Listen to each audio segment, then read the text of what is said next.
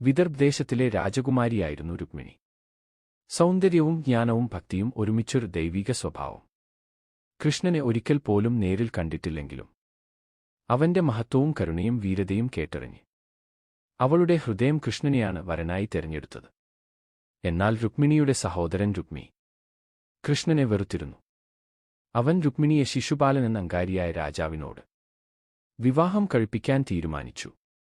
ദുഃഖിതയായ രുക്മിണി ഒരു രഹസ്യ കത്ത് എഴുതി കൃഷ്ണനോട് അയച്ചു.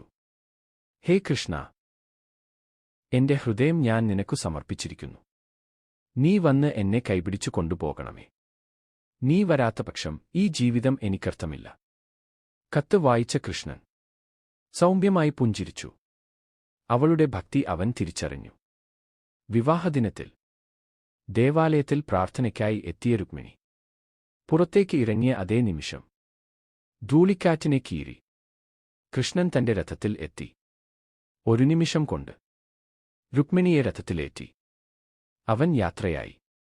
പിന്തുടർന്ന രാജാക്കന്മാരെ കൃഷ്ണൻ പരാജയപ്പെടുത്തി. രുക്മിയെയും ശിക്ഷിച്ചെങ്കിലും അവന്റെ ജീവൻ കൃഷ്ണൻ കരുണയോടെ രക്ഷിച്ചു. അങ്ങനെ ദ്വാരകയിൽ കൃഷ്ണനും രുക്മിണിയും ആനന്ദത്തോടെയും ഐശ്വര്യത്തോടെയും വിവാഹിതരായി. സന്ദേശം: സത്യമായ ഭക്തിയും വിശ്വാസവും ദൈവം ഒരിക്കലും